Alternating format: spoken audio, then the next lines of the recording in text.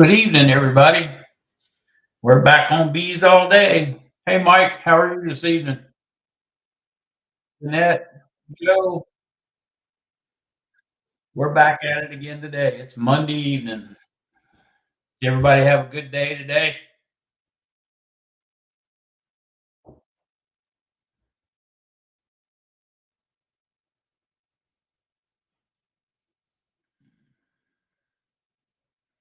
Yeah, we're already chatting, JW.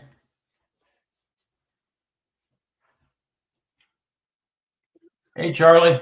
Hey,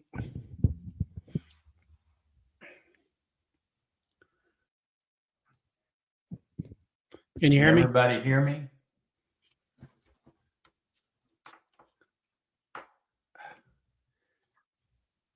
You can hear Hello? me, right?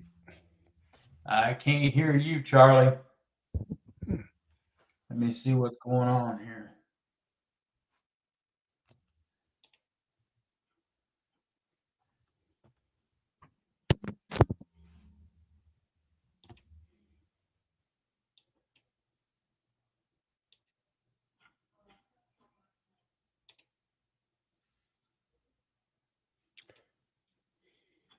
Is that better?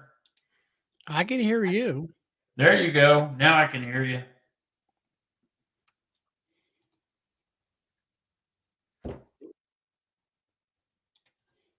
Now I got YouTube cut off. Yeah, I had to do that too. Yeah. Well, good evening, everybody. Hey, Jack and Randy and Joseph, JW.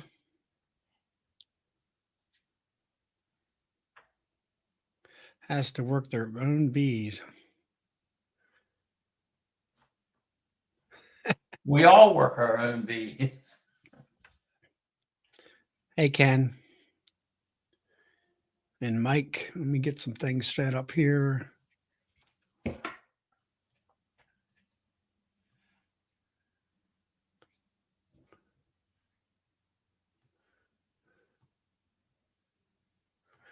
right, now I got everything. Yep, a little bit busy here in the evening. I'm still eating a little bit. Yeah. How's everything down in Virginia? Oh, trying to finish up some projects before winter.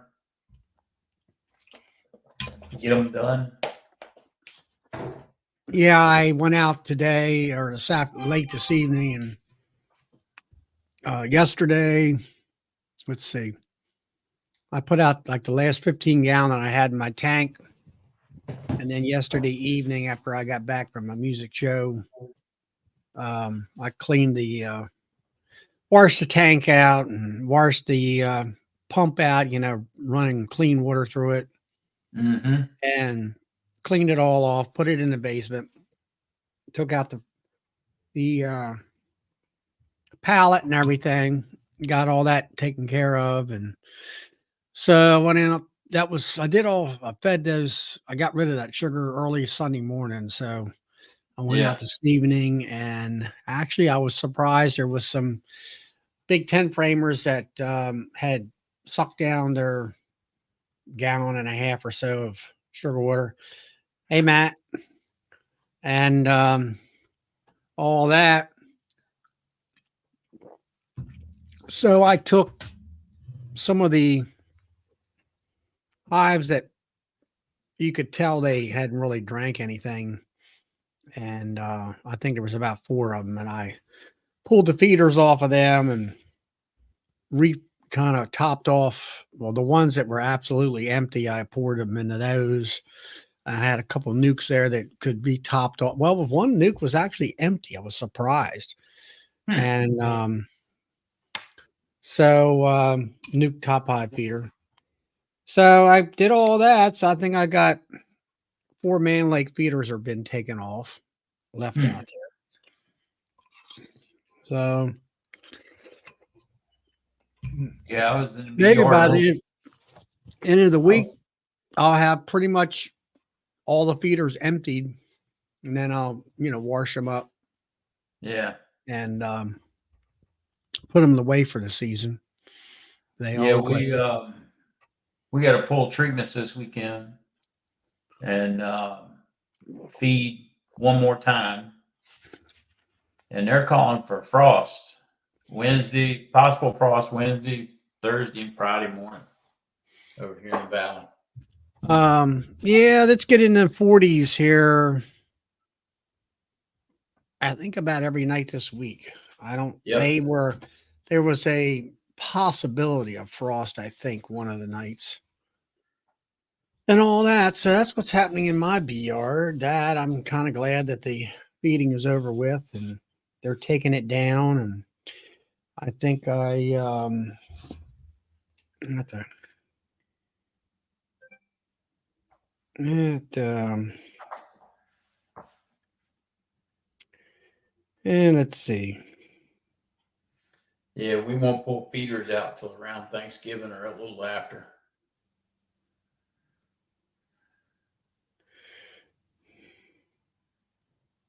Unless it gets cold round the clock, 3 or 4 days, then we'll pull them all out. Mm-hmm.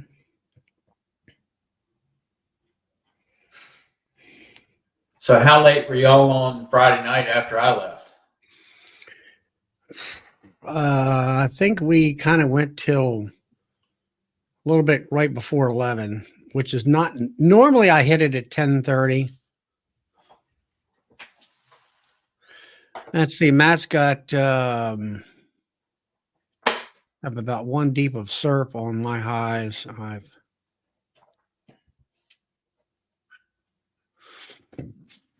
So Matt, does that mean that you got it's a double deep and the top deep is full of sugar water? I think that's what you're saying. That's the way it sounds. Mm, yeah. Yeah, we'll let them go on stores until the end of December, first week of January, after we get back from Nobby, and then we'll check stores and start feeding fondant. Right.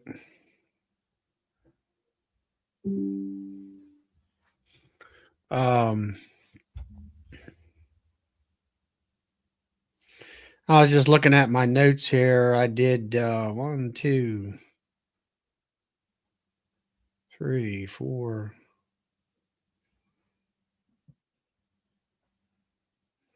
5. Let's see, 5 fours are 20. I did 200 gallons of sugar water. I poured into them. Wow. 200 gallons and 20, 23 highs, I guess it was. And then, of course, if you hadn't seen the video, Sunday I went out there, took the opportunity of the sunlight. Yeah, Matt. I mean, that top pie feeder. I mean, I got the same thing, double deeps, and I fed them to the point where they just quit taking the syrup, and they should be good. Yeah. I mean, you're up in close to Buffalo, New York, but I would think they should be good.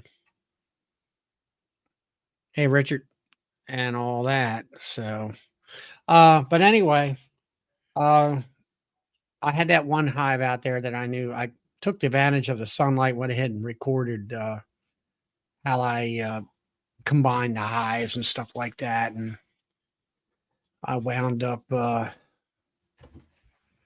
taking the honey box off the top, putting it on another nuke. And there was a deep honey box with bees in it. I went ahead and just put it on another nuke. And then the other box that was more or less empty frames, I shook all the bees in front of that into another set of hives there. I think it was that yellow hive right behind me there. And let them walk on in. And by the time I got feeding done and stuff like that, they were pretty much all inside the hive. I just kind of tapped what was left off on the landing board so they could walk on in. And that was another hive taken care of. Hey, Randy. Randy, you're still 800 gallons. My goodness. Yeah, I've got 25 gallons left and a 275 gallon tote of fructose. Yeah. And I got 2 more totes sitting in the barn. I was kind of surprised they took 200 gallons because I've actually decreased the amount of hives that I have this year going into winter. And maybe they were just hungrier. I'm not sure. Yeah, you got some hungry bees there, Charlie. Well, a lot of people take and weigh the hive, and that's how they, feed. And I'm sure if you got people like Ian and all those where you got 1,800 hives, you can't just feed them until they stop. You have to kind of Right. give them a certain amount and so many gallons of feed, and that's it. And I could do all that. I could weigh, but I mean, that's even harder to do, I think. So I just feed them until they stop, or at least they slow down. They've gotten to the point where a lot of those big top high feeders, it takes them right now, the third day, it takes at least 2 or 3 days for them to empty it, which is slow, pretty slow. Normally you go out there when there's, if there's not much of a flow on, they'll empty 2 gallons in 6 to 8 hours easily. But this year we had a lot of flow, and they stored a lot in the hives in July, and most of them, they weren't really taking as much as they thought. Yeah. So, well, anybody else would like to come in? Come on in. Yeah. Don't be bashful. So, kind of winding down for me as far as the bees, as far as doing anything with them. Randy, how many hives do you have? I know you're commercial. Hey, Jack. Hey, Danette.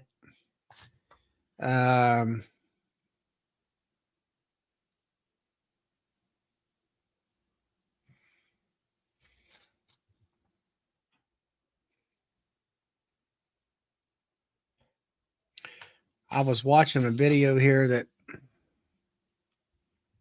185. Okay.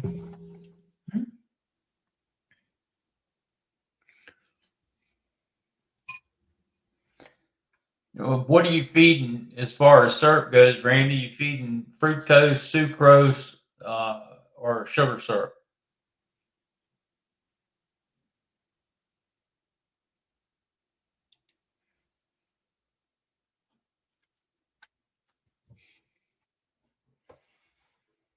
Yeah, I didn't think I'd go through that first tote this year because we had a late flow, and I figured they would pick it up after the drought. If we started getting some rain, we had dandelions and stuff come back. I figured they'd pick it up from there, but I'm gonna tell you what, those bees were hungry.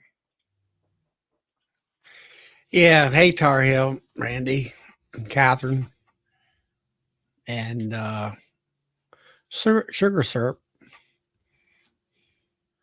Hey, DC. Here comes Nancy in. Hey, Nance. Hey, Hello. Nancy. You hear me? Yep. Yep. We can hear you. Oh, wow. It's a Monday.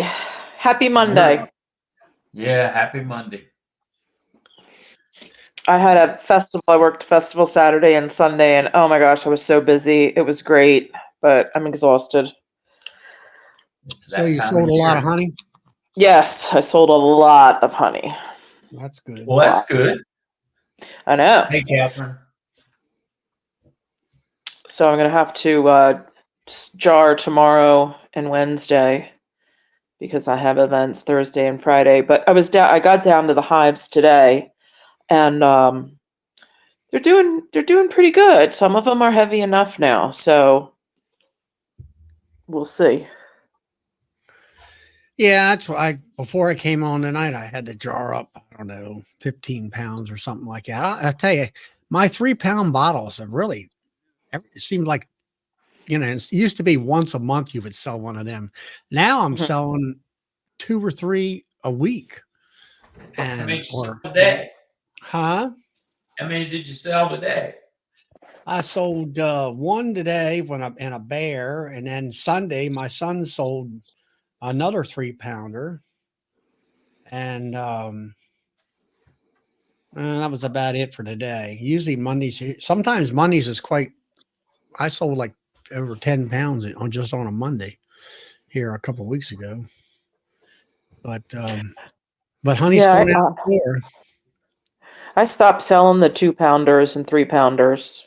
Well, I'll sell 2-pounders if you bought them before from the house, but I Mhm. don't anymore because it just got to be too much, you know, that too much weight Yeah. lugging back and forth, and they buy the 8 ounce and I sell 8 ounce, 12 ounce, and pounds, and then squeeze bottle pound and a half. The highest I go out on the markets is a pound and a half.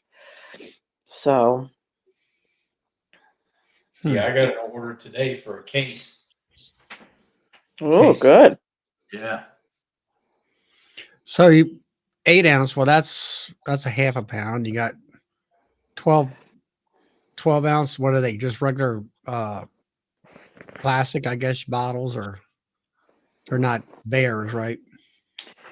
No, I do little 3 ounce bears. Let me see if I can turn my camera around.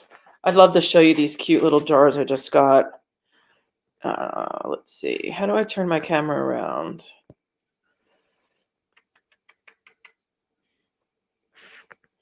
You need some light. Yeah, well, okay. I'll just turn my phone around. I gotcha. I gotcha. Okay, here we go. I guess I can just do this.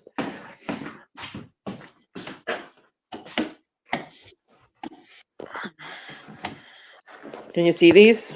Yep. Yeah, Oh yeah. bring it up closer to the camera. Yeah, I like they Yeah. look It's like a cute. skip. It's They're like a like a skip. step.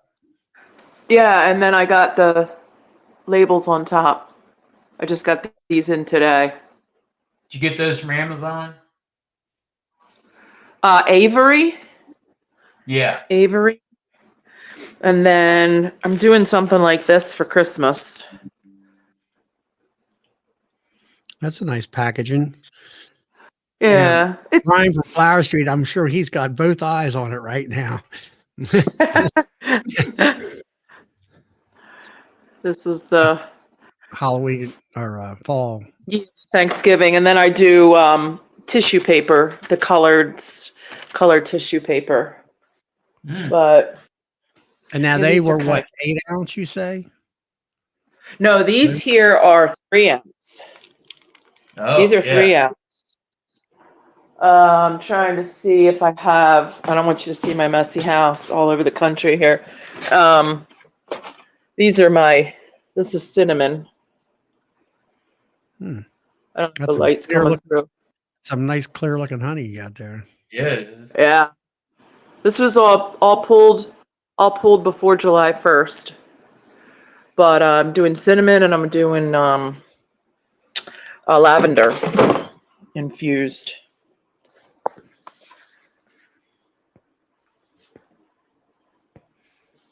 But yeah, Are that's you some of u- the.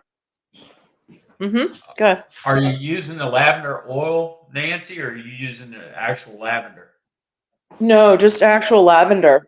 I have lavender plants down in my apiary, so I just infuse them with actual lavender. They love it. Infuse the honey or Yeah, yeah. I put the lavender in the jar and then fill it with honey and seal it up. so that's the It's actual good. plant. Okay. Yeah, the flowers. The Uh, flowers. There's different types of lavender, and it's the lavender that's culinary lavender. So if you go to like a restaurant and you'd see lavender on Oh, as a A garnish. garnish. Yeah, thanks. Yeah, as like a garnish. That's the kind that I'm using. So does it Oh, give the yeah. honey a lavender taste or smell? Mm-hmm. Lavender taste. It's really, Wow. really good. And then you add that to your teas or your yogurts or cereals, and then it really enhances it. And I did cinnamon too, but I'm not. It's the cinnamon's taken a while. Hmm. Yeah, Mm. everybody's commenting on. I don't know if you can see that. DC, he didn't know you could do that. Yeah. And Yeah. Jack and Oh Jeanette wow. said it Well, has this is an original. This is a Nancy original. Yeah. a lavender has many health benefits. Jack and Jeanette Yeah. talked about. Yep, the culinary type, and I grew the culinary type on purpose. So yes, I don't know. I can't tell you what it is, but what it's the Yeah, actual name of it. Brian says the English lavender has typically the more culinary type Mm-hmm. Mm-hmm. and all that. I had gotten an idea to do it with to infuse with garlic, but some chefs were saying that I needed to roast the clove first and then add it to the honey. And then I thought, and I did put a raw clove in one jar for me. Like I just want to test it. I didn't open it yet, but I don't think roasting it and putting it in that just makes me think there'd be too much moisture. Hmm. Mm. Yeah, you got to be careful with the moisture. That's for sure. Yeah, Mm-hmm. DC's he's been watching videos on hawthorns lately. Hawthorn Mm-hmm. berries. I don't what is that? Anybody know? A hawthorn tree. I think it's an evergreen. I'm going to say it's an evergreen, but I don't. Uh, yeah. I don't know. I Oh, don't I know. did I just rosemary too. I did rosemary. I forgot to say that. I did rosemary, and that's really good. That's for like a chicken basting chicken or a sauce. But so what do you find with your clientele, Nancy? I mean, what you're is it a farmers market type thing or something different? well, so my regular gig in the summer is a farmer's market, and then now I'm moving into like the arts and crafts. I can walk both lines. I can go into the artisan um, fairs or uh, not good with words tonight. The artisan shows, and then I can also do the craft shows. So honey vendors kind of can straddle that fence and go into both. They'll take you. Both of them will take you. Well, I think Yeah, I mean, hawthorn berry is a tree shrub that studies indicate that it may lower blood pressure and blood cholesterol levels and may even help treat heart failure. In addition, and it stops right there. It may reduce inflammation, improve skin health, aid digestion, and it might not mix well with certain heart medications. Oh, well, yeah. See now that's a disclaimer and liability and all that. So Yeah, I just do it to taste good. right. yeah. Hey, Doug. Um, yeah, yeah. Well, I never thought about putting like like what was it? You had garlic or not a cinnamon, stick in there and all Mm-hmm. that. Mm-hmm. That's sort of an artisan thing. You know what I'm saying?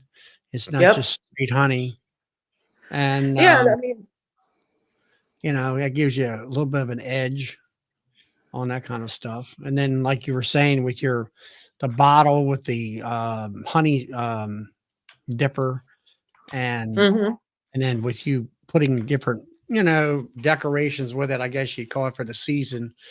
That sets yeah. it off for the people to buy and stuff like that.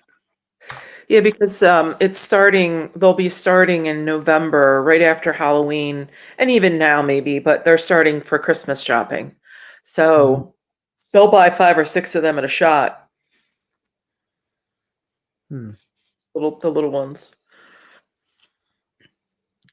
Yeah. And I know I sell, I don't know, 40 pounds in a week. You know, you get around Christmas time or right before Mhm. Christmas and stuff like that per week. They hit me pretty hard sometimes. All that. And then I was just reading some of the comments here. Brian out there in Colorado, he does better at farmer markets and big festivals, not as much as art markets. Kind of depends where you're Mhm. located at. Uh, that honey that you got, what's that? Locust honey, Nancy? Because I mean, it looks, man, that looks clear or Oh, almost. yeah, I don't know. I think it's maple. It's usually, I mean, I'm around hundreds and hundreds of maples, but who knows? Whatever, was blooming. Let's see, I have, yeah, black locust, um, probably some, what's the other one? Well, maple, mostly maple, I guess. Yeah. Hey, Phil. And DC's talking about the different taste of like really light honeys. I know sometimes when I get the honey coming out of the extractor like that, especially if it's a good locust year, it'll taste like cotton candy, like DC talks Yeah. about. You know, it's like, man, that stuff is super sweet. Yep. Hmm. The lighter it is, the sweeter it is. Yeah, I had some even lighter than this coming off. I can get really light up here. Last year it was almost clear. I didn't get any of that this year, but so I really don't get a fall flow here. Once in a while, I get a little bit of dark honey, but the dark honey then allows me to I sell more of the lighter honey if I have dark honey on the table because they see the contrast and they don't want the dark honey anymore here in over my area. They just I I had a bucket. I had some jars I've had since last fall, and I finally got rid of them this past weekend. The dark stuff. They just don't want it anymore. Hmm. Yeah. There's your question there, Bill. Tiny Creek Bee Company, she's got queen in the hive and then they're making queen cells. Yeah, those queens that come out of those queen cells will never get mated. Not Ah, this damn. time of year, That's unless true. you're in the deep south. I don't know where Tiny Creek is. Where are you at, Tiny Creek?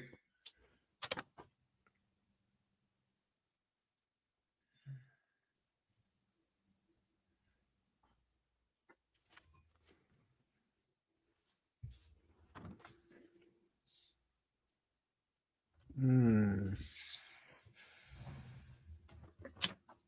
Oh, there it is.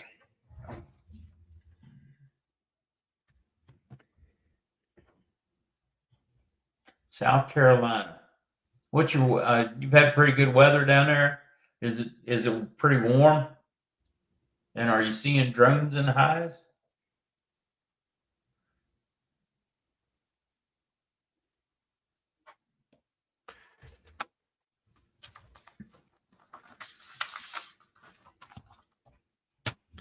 I don't know. It depends on how far south they are. Yeah, he's in South Carolina, so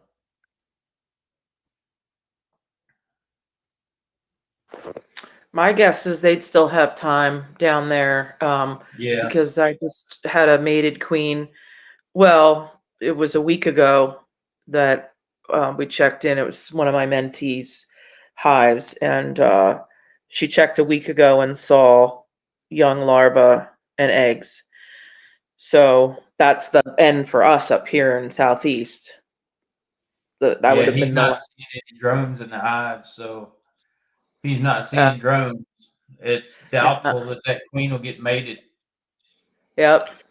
Yeah, I had a queen like that last year where she was just, well, I think she's more of a virgin and just kept walking around and walking around and walking around. And and there was, and last year it just seemed like all of a sudden the drones just ceased completely, Yep. and people kept saying, "Oh, get her, put her in with some drones." I said, there isn't any. There is not one in the hive. Nope. Now this year they've seemed to be, um, a few drones in the hive still, and right now, but and then Hope Bear, he's in Upper South Carolina, around close to Bob, I believe, and very few drones. Weather's in the 70s and 80s.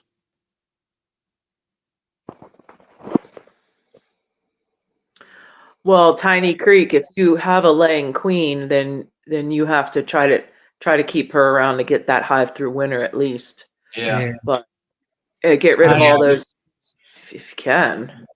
Get rid of yeah. the queen She's cell. been cutting cells from the other posts she's putting, or he or she or. Yeah. Huh. Oh, what's the mite load? Maybe maybe there's a high mite load. Or do you think about that angle on why they're trying to requeen? And when was the last time you treated? For Well, insurance. what would the mites? How would that trigger about cells? Because they're Swarming. getting ready It's to just abscond or swarm. yeah, abscond and fall. They're saying now that's the term for fall. But yeah, they're getting ready to take off. Yeah. I think Sorry, Tiny. I just got confused. I guess I was thinking Tiny. Tiny's a he. I'm a he. Well, Tiny is your first name, Tiny, or is it something else? I write all this down, so when I see, that's how I know everybody's name. I have spreadsheets of people, everybody's where they're located and everything else.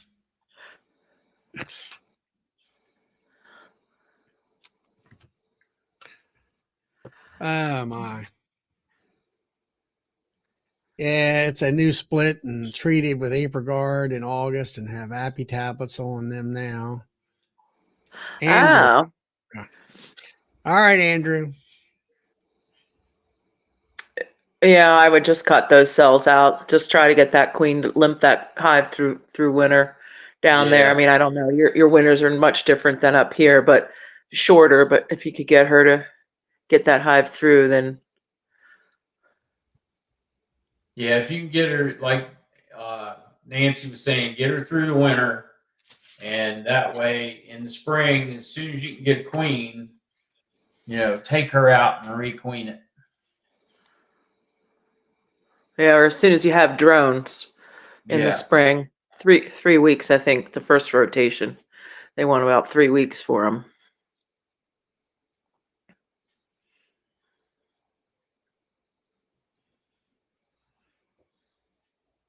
Okay, Andrew.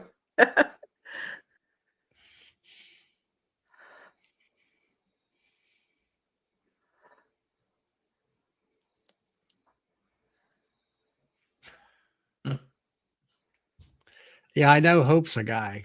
I do know that. He's on my Facebook page. I don't know. Was it this chat I was talking about pushing? I have one that's really light and I do 8 frames, and I have one that's really light, and I was going to push it down into a 5 frame. I was on one of the chats, and I, was talking back and forth, and that was the consensus to do. So I went to do that today, and lo and behold, there's 4 frames of brood eggs larva in the deep, which is my box number 2.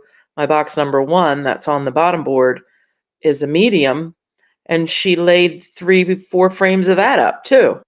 So it's brood, nice big brood patch, and then pollen on the outside, but no food. Maybe just a smidge of sunny in there because I've been feeding for weeks. So I thought, well, why are they wanting to have such a big workforce? Like, she's not slowing down. And I think how are you feeding with a rabbit round or, Yeah, the rapid rounds. and you're feeding what, 1-to-1, I was 2-to-1? feeding one. Yep, started 1-to-1 back in probably the beginning of September a month ago, and then I just thicken it up every so often. I'll increase the amount of sugar that's in there.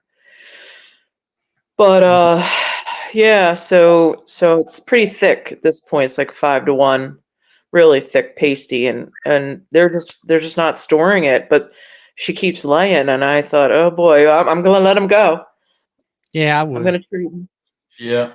Doug up there in Saskatchewan, he says you ought to try garlic. He says some restaurant buys 7 kg tubs, so that's 14-pound tubs of creamed, I guess.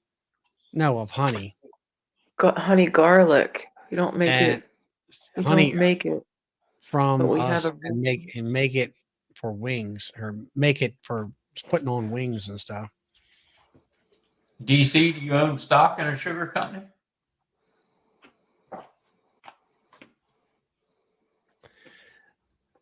Well, DC, what kind of queen? Bob's got those. They're not carnies. What are they called? Um,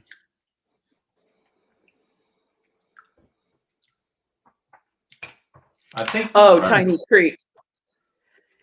Tiny I think. Creek. So in Pennsylvania, the laws are a little different. They want you to have. I have a certified kitchen license, but they want us Yeah. to have another.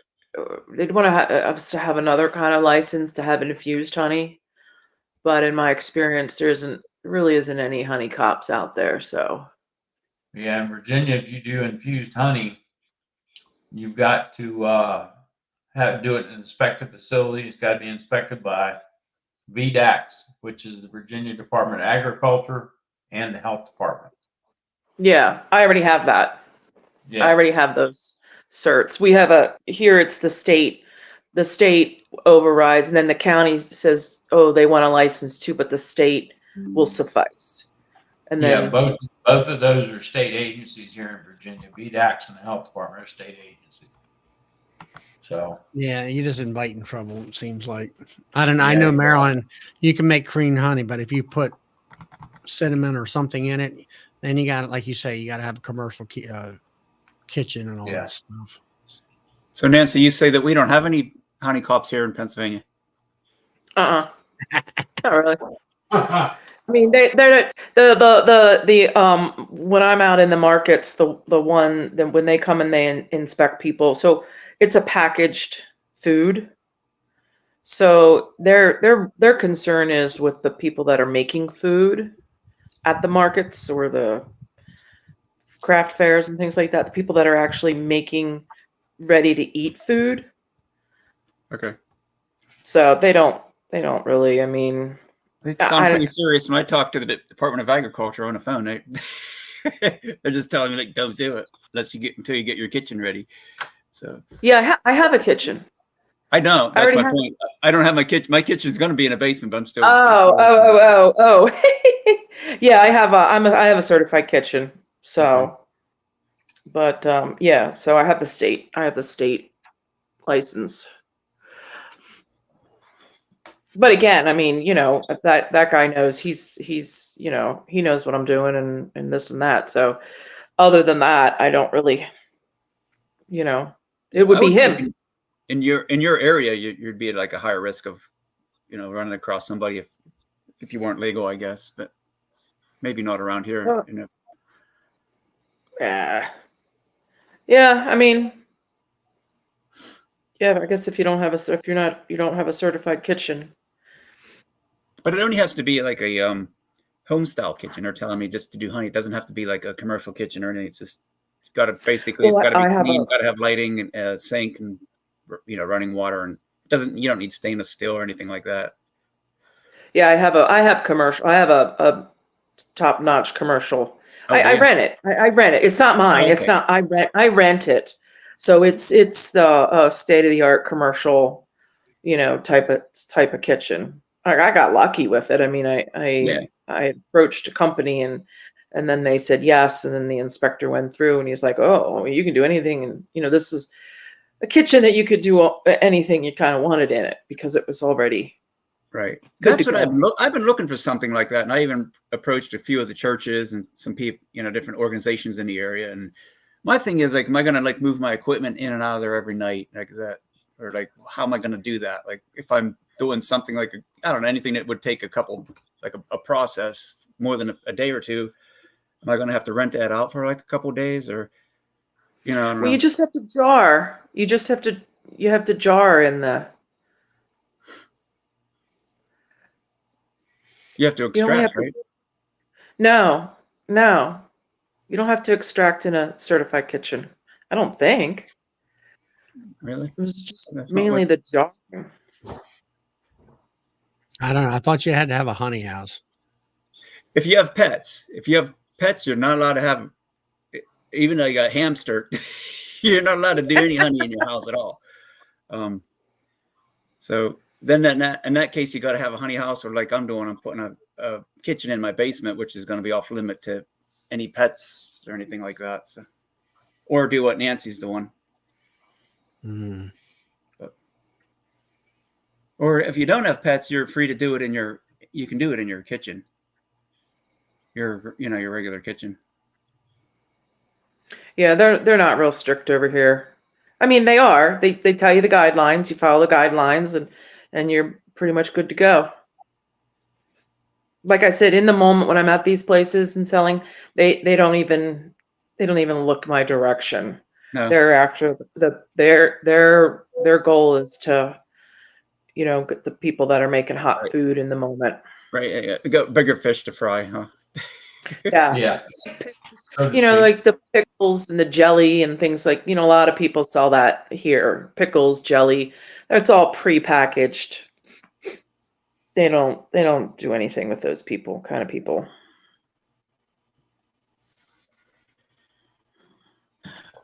Yeah.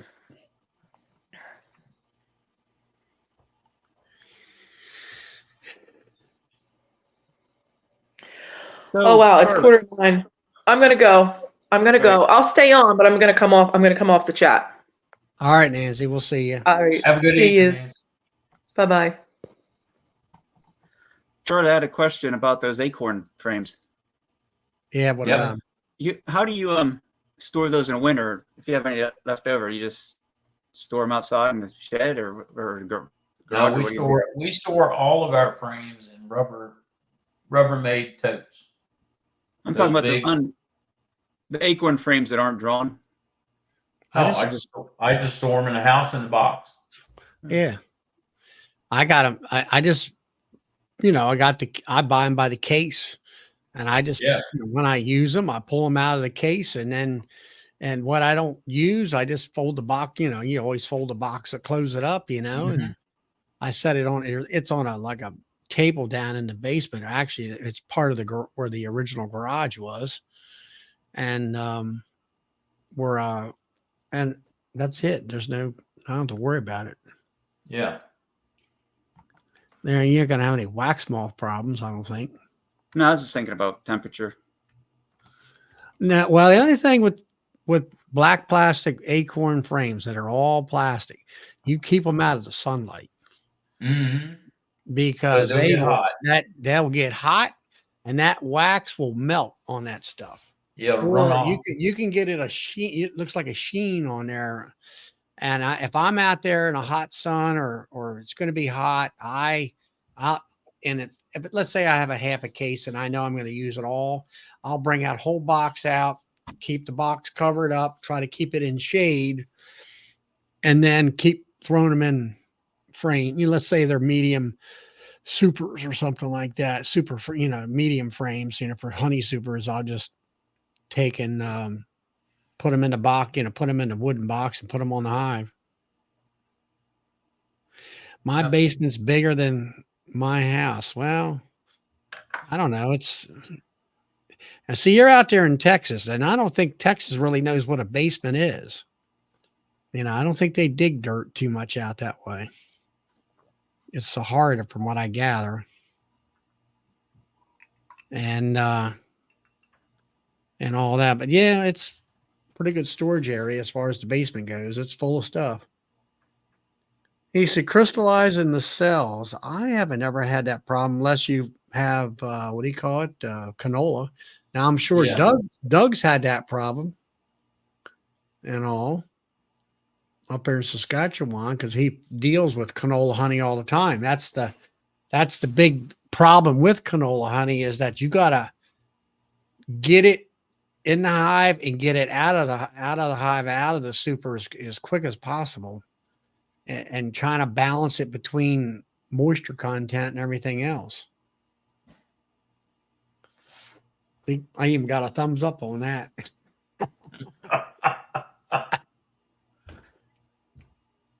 That's like I watched Ian. He had that cowan, and overnight, where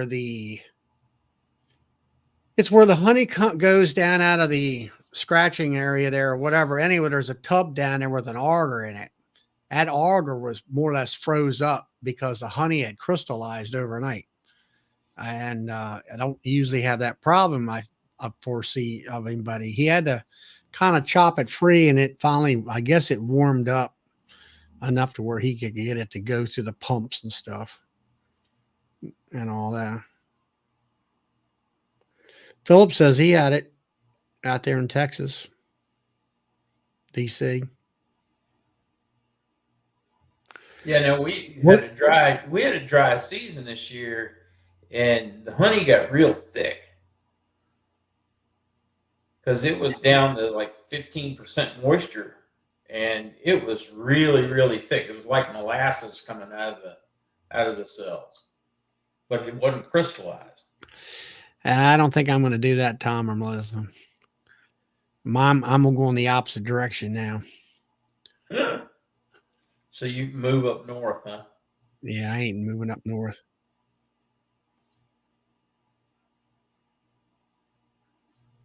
Yeah, DC, I saw the video where it had crystallized. He put a honey blanket on it to get it warmed up. Hey, Kimberly.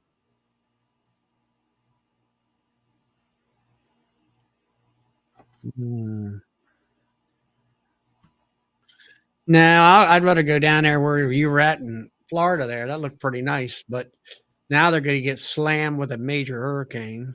Again. Yeah, that'd be a toss-up. What got me was I watched the news, and they say, well, we're worried about all this junk or, all the debris from the last hurricane sitting in these people's front yards. And normally it takes 3 months to move all this stuff up, but we're going to work 24/7 and get it done in X amount of days. And I'm thinking to myself, well, maybe you ought to do that all the time. It sounds like to me, a bunch of government bureaucracy. Yeah.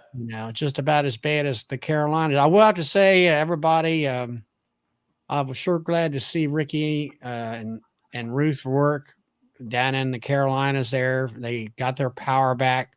Ricky had texted me last week and said it could be up to 7 weeks. So they got it back in about, let's say, a week and a half, which is wonderful. And everybody's okay down there. And I won't say everything is all in perfect condition, but at least I think they can kind of move or, roadway, they can get out and stuff like that a little bit. So. Well, that's good. Yeah. Hey. And hey, JW. Hey, Kimberly. All right, Brian's in-laws are checking out. I know that Bob Walker, he had a short what do you call it, live show yesterday afternoon. I wasn't available or around at the time. Anyway, he said his daughter who had just moved down there was in direct path of that they were packing up and coming up to his house to get away from most of it. Hey, Roy. What? They had her husband's in the military, and they had went from Germany back to this country and settled in down there in Florida. I guess he's working on a base somewhere down there. Mm. So, Darren, how is the Formic Pro working? Have you checked it, or is it about ready to be taken off, or Next weekend. next weekend? Yep. Yep, mine too. Next weekend. So we'll see how it does. And did you go back a day or so later to see what kind of were they, were they out on the front porch and up on the sides of the beehives, or They were three of the hives, they were out on the landing board, just they were acting normal. And then one of the hives was I don't know, it seemed to me like the population might have been a little bit low, but who knows? Could but I mean I put that on mine, and mine were pretty heavily populated, and there was a good population on the outer walls of the hives. Mine didn't do that. I think it's because our temperatures were already pretty low, like in the 70s when I did it, and then now are in this, like today was mine was 78, 79. Yeah. You'll find that if it's low temperatures, it's not as drastic, right? But I'm optimistic about it, so it should work out. I know Kimberly talking about her mom and brother in Palmetto, and they're heading south and inland. I got a cousin down there. I can't tell you where he's at, but it's like if it's coming on the west side, he gets in the car and goes to the east coast across the Beeline Highway, I guess it is. And I think it's called, and all that. Interesting. Well, that's good. That's good. 'Cause I know you were concerned with that, and about queen issues like everybody talks about. And I mean, that's one of the things that I always tell people, something, it's got to be below 80 degrees or less and low humidity, and then the likelihood of queen problems is diminished greatly. Yeah. And all that. And that'll just be nice to have another option, I mean, well, you'll find that it works great. I think it's one of the better products out there as far as killing mites. And then I was talking to Bill about, he's been using AprilGuard, and a couple other folks here. And I've used AprilGuard for years. I've always been here in the last couple of years concerned about, same thing, kind of what Darren's talking about, the queen and shutting the hive down. And do you find it shuts the hive down drastically for a long period of time, or maybe just for a week? They're already in a brood break when I put it on. And what you're doing, late July, August? Late July and August. They're already in that brood break.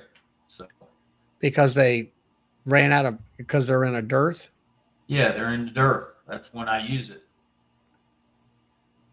That's the only time of year I use it. Well, that was the thing. A lot of people will start using it now, and I'm like, no, you don't want to do that. You don't want them to keep laying for winter bees and stuff. Right. And all that. How long does that period last, though? Is it like a couple weeks, or how long are they going to be in the dearth? No, how long are they going to be in that, like, not laying mode? Oh, well, she doesn't lay at all during the dearth. Oh, so you get like a real dearth then? Like yeah, I get a dearth. You're not getting like a Pennsylvania dearth where you no, I don't get a Pennsylvania dearth. I get a real dearth when there's nothing at all here, period. Because we have to feed during the dearth. That's when we start our feeding cycles.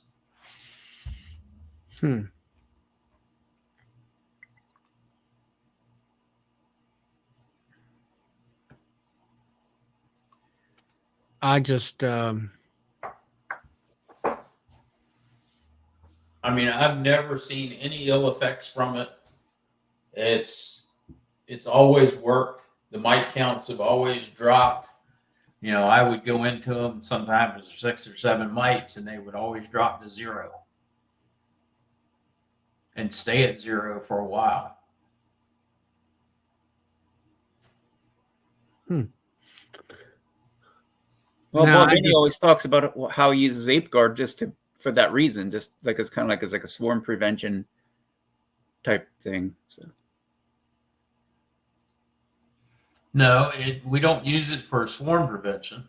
well, that's I'm saying that's what Benny had said, that he had used it for that reason, that it worked in his favor to prevent swarms because the queen would quit laying. Yeah. But, she's going to, if you're in a dearth, either she's going to lay and they're going to eat the eggs and the young larvae because they are carnivorous and because they need the protein. Or she's in a true dearth and she's not doing anything, and that's the time to do it.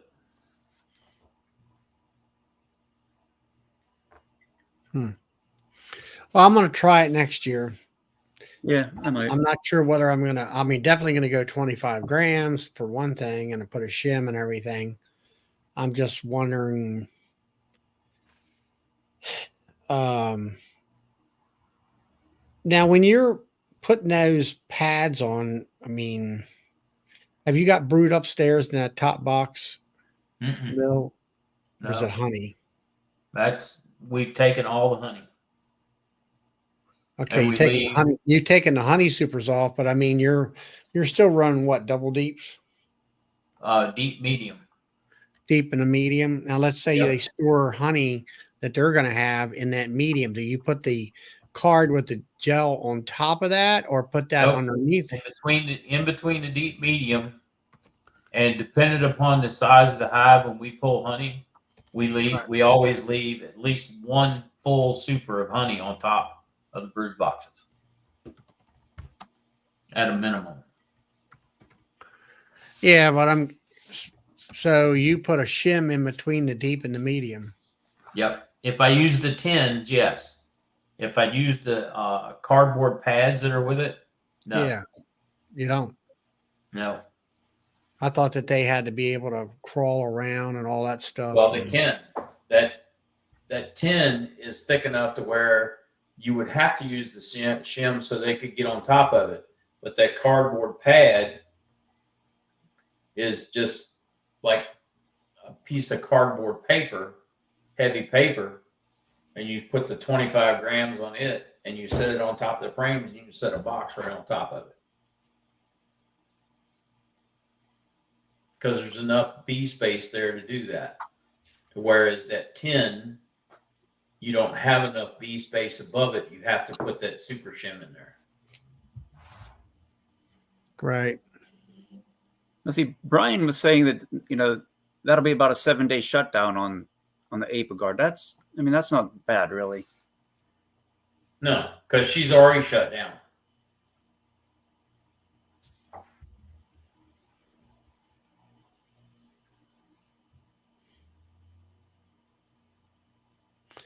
You might find it. Okay. All right. Doug, let me see if I can find that.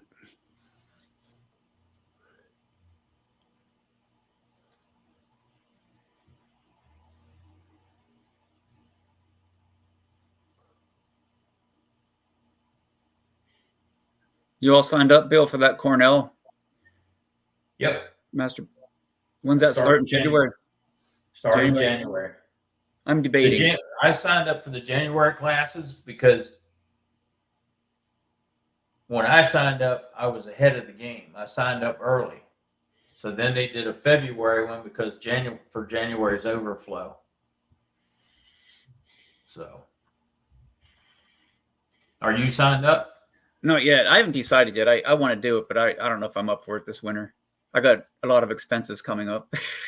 Well, see, they give Virginia a discount because of the state organization, kind of follows Cornell, and they give the Virginia beekeepers a discount, a break on it.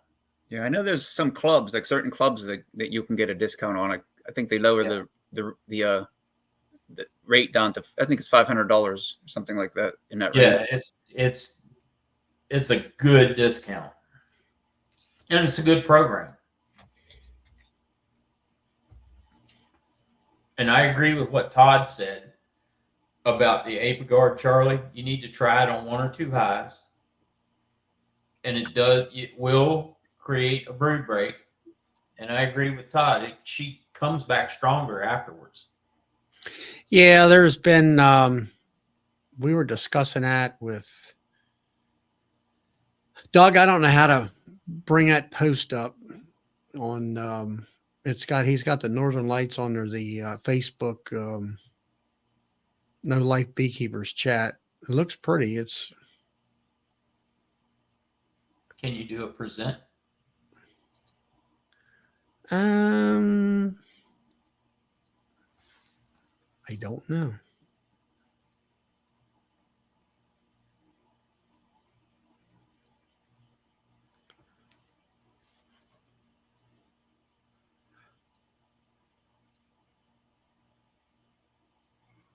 There you go. There it is. That's beautiful. I don't know whether you can make it bigger or not. Where's Doug at? He's in Saskatchewan, Canada. Ah, no wonder.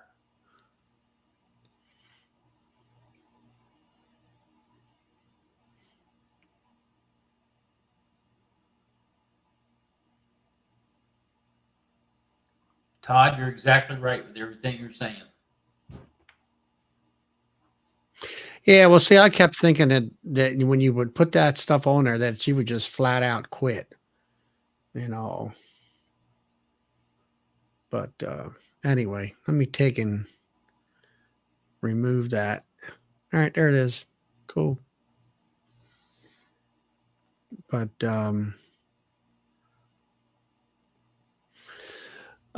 yeah, I'm gonna try it.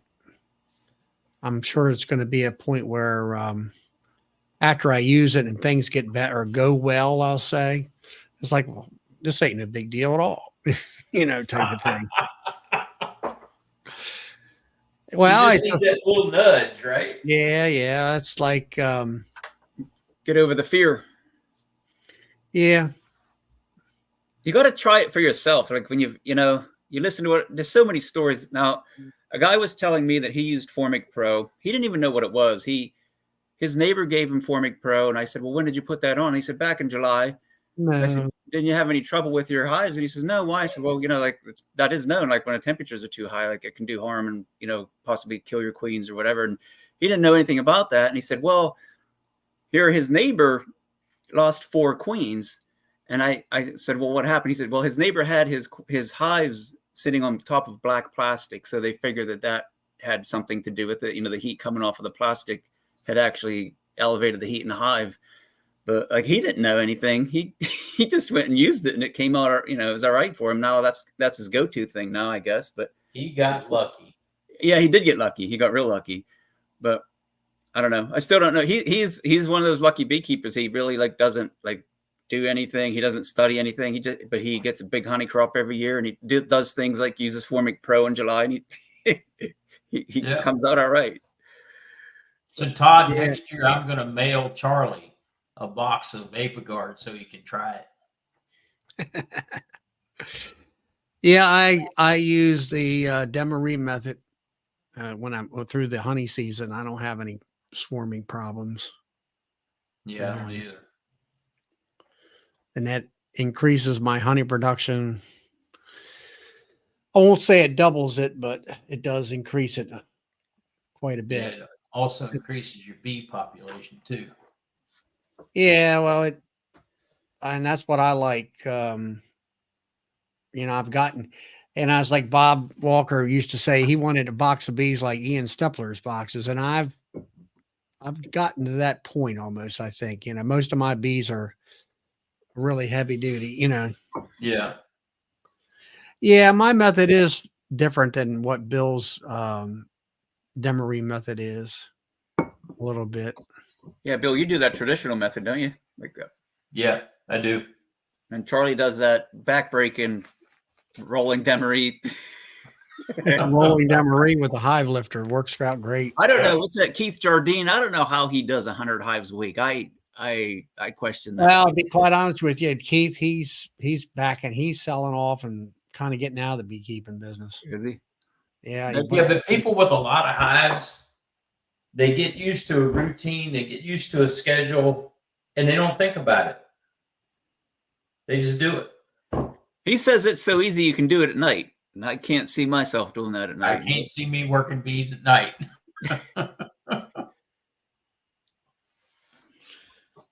But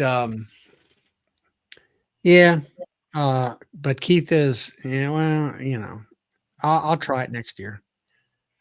But Keith is he got a boat. He's, you know, Keith Jardine actually is from South Africa, is where he originally lived. He actually grew up dealing with them mean bees down there, Africanized bees, all that stuff. That's where you would get in the car, and I think he said that you'd have to travel so many miles down the road with the bees, you know, going out the windows and finally getting away from them and all that stuff. All that. But yeah, like I say, I don't know. I don't know, something about it. It's a little bit more comfortable after I've, you know, looked at different things. I'm thinking, well, they can do it and just all that kind of stuff. Very good, Darren. Hey, Brad. Oh, that's good. I don't know, Philip. I got screen No, I don't- bottom boards. I was wondering maybe that's one of the reasons why, you know, I put the coroplast underneath there when I'm doing or Formic Pro, but it's still, there's some slight leakage, I'm sure, and all. Yeah, I'm sure there is too.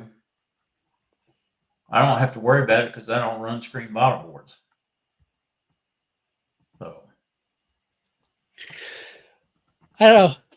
I was just wondering whether that's an advantage to it, you know, as far as letting it leak out a little bit. hey, Brad. How's everything down in Louisiana, Brad? Down in the swampland. Yeah.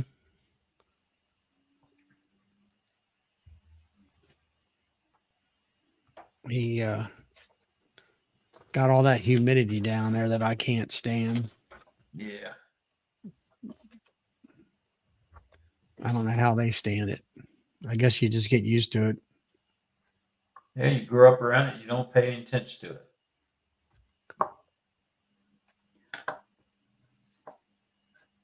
How was Well, that's Doug good to hear. saying he does his garlic honey? Was he saying that he creams that, or does he just do liquid honey? Or I think he pretty much creams everything, doesn't he? Doug Longman. He does a lot of, he creams. Yeah. Hey, Doug, what was it you said that you did? You did 8. How many pounds was it? I think it was 7 that you did of creamed honey. It was a horrendous amount. And all, but now you got to remember something. He had a half a crop. He only had 40,000 pounds of honey this year. Oh.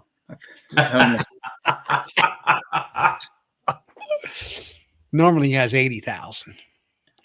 Bad year. It was a bad Yeah, year. bad This year. crop. It was, you know, have half crop this year. And I think he did something like 7,000 or 8,000 pounds of creamed honey. I know he went through 8 drums of honey last year. And, you know, he had to double that amount or more, I guess, something like that. We could take a collection for him, help him out of his bad. Yeah, misery. exactly. He did 7,000 pounds of creamed honey. That's some serious creamed honey. But up there, seems like creamed honey is the norm. You know, it's more so than running honey. And he was saying that they use a lot of, you know, they're talking about buying 5-gallon buckets full, you know, or so many kgs, which is like 14 pounds of it at a time. But they use it the women use it in baking and things like that, which is interesting. Where I guess they don't use white sugar up there. I don't know whether it has a different flavor about the food or what. Well, that creamed Yeah. honey, if you don't flavor it, it tastes just like frosting, like a really rich cake frosting. So I wonder if they're using it for that, for frosting maybe. That's a pretty good market he got into. Yeah, Well, it's a market for it. that's just a part-time job, you know. And his son's got a day job. He had a day job, but they still do. See, what was it, Doug? How many hives you got? 300 hives, something like that. Of course, they're getting 250 pounds per hive, you know, or something on average because of the area up there. Doug Yeah. showed me a video. He was standing alongside the road. And he shot the camera on this side of the road, shot the camera on that side of the road. I guarantee you there was 20,000 acres of canola. As far as your eye could see, it was just yellow to the horizon. I mean, when you have that kind of crop, you know. Yeah. You get that kind of crop, you got the bees to pollinate it. He's got between 300 and 400 hives. Yeah, you can do He's that. got a hive, you know, he's like Ian. He's got a hive lifting machine on the truck, and he's got a Cowan 60 frame extractor and, you know, a regular extraction building. You'd have to have a huge extractor to be able to do it. He's got, if you watch his videos, he has a tank there that they pump the honey into and let it, you know, the wax and stuff float to the top. And then they draw off on the bottom of it. And it looks like, I don't know, it's 10 feet across and 12 or 15 feet tall. Wow. It's, you know, just gallons and gallons and gallons of it.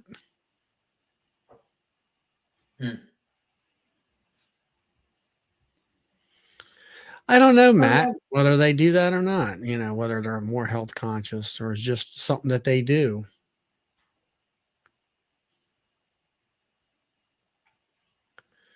And you hand ground it, huh, James? What'd you do? Taking mortars and pedestals to get your seed honey up and running good? I know that Doug there, he's got a license creamer and it holds 55 gallons. I think it is 40, maybe 40 gallons. It's whatever the biggest one is. It's so many liters, but I know it's somewhere around 40 or 50 gallons. He fills it all the way up to the top and mixes it and stuff like.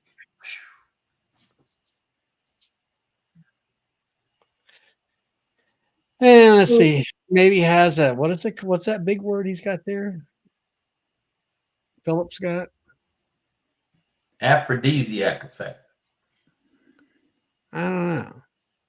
I know. I was thinking about, you guys were talking about, what was that? Hawthorne nuts or whatever, you know, I'm a boy. Hawthorne berries. Berries. I could start selling that as another prescription out. Here's regular honey to cure all your allergies, and here's this Hawthorne. It take care of anything you got wrong with you. Anything that ails you. Anything ails, good for what ails you. And all that stuff. And all that stuff. You know, just don't be knocking on your door, Charlie. Just don't be mixing your medications with it. That's all. Yeah. You need to hang a sign out on your door, apothecary. Charlie's apothecary. Yeah, yeah. I cure them all. They all come in, you know, they swear by it. You know, I had one guy there that took him. He told me it took him 3, you know, he must have been really bad because he said he would rub his eyes. That's how bad the darn, and where they were like sore, you know, his eyelids were, his skin was sore and all that. And he said he kept taking my honey for about 2.5 months. And then finally it's, you know, won't say completely cured him, but he's knocked it down to where he can handle it. So do you enter any honey and gun lines contest, Charlie? No, I don't. Probably a good thing because the RTX. I've given champion, but is that right? Well, Phil, yeah, you'd have to hand over his crown. Yeah, I don't know, Phil. I give out, 1 pound bottles to all my friends here on the chats that I see at Nobby and all that. And I know. Night, JW. Yeah, night, GW. Good luck, JW. Don't catch too many big ones. Don't forget to put that worm on the hook.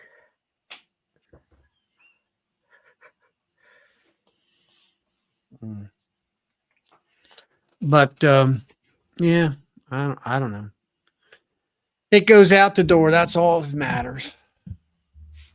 And all. Yeah. How much honey you bringing to Nobby with you this year? Me? Yeah. I don't know if I bring anything. I'm not sure. I haven't thought about it. I think last year I brought 30 pounds.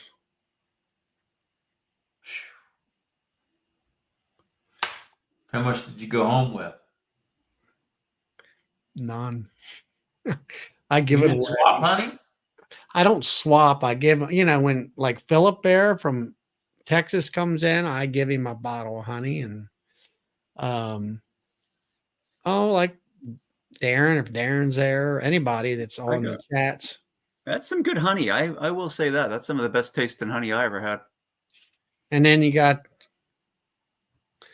see his There's a medicinal testimony for you, Charlie. That's right. And Todd, you just rub that on your knee or what? How does that work? Well, how it works is, you see, he rubbed it on his knee, then she licked it off. I see. It cures a lot of things, I would think. Yeah, it cured what ailed him. And all that. So, I don't know. There's Jimmy from Jimmy's neighborhood. I met him at Nobby and gave him some bottle of honey and stuff. I don't know. It's just I'm not one to where they were giving that honey swap stuff. I'm not interested in that kind of stuff. I just give my Night, Tar Heel.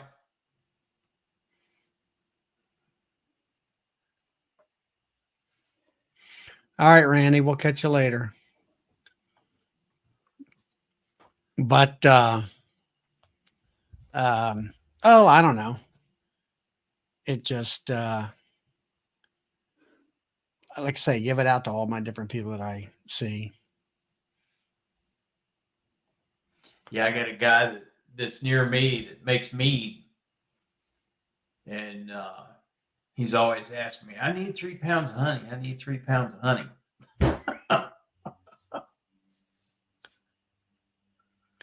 The Viagra farmers, huh? I don't think it does anything for that. Now, it depends on how you put it down there. Todd out there, he sent me a bottle of blue, what's it called? Blue Curl honey.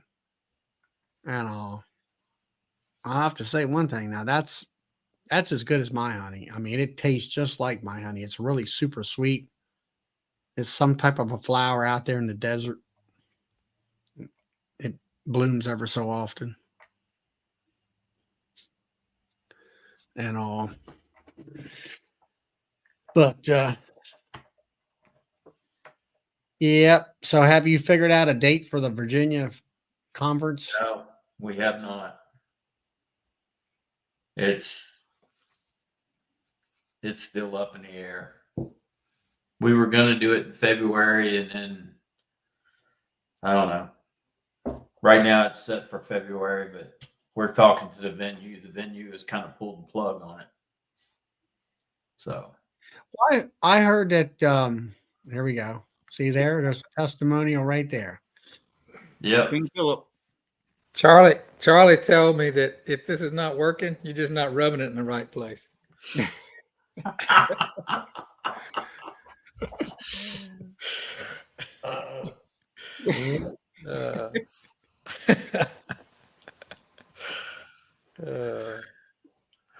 So what's happening in Texas, Phil?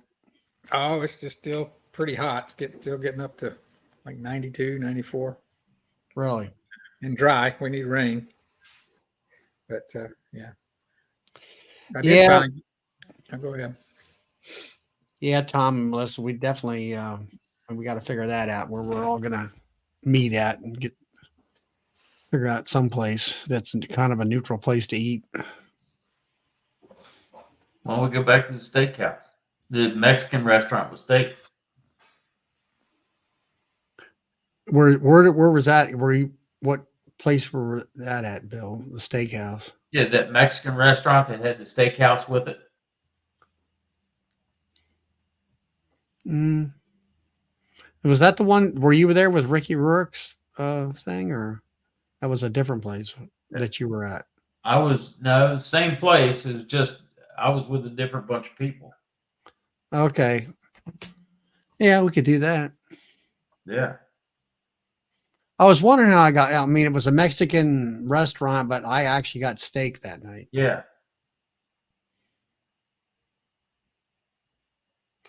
Is Brian's going to take and foot the bill, huh? I don't think so. I don't think he'll do that.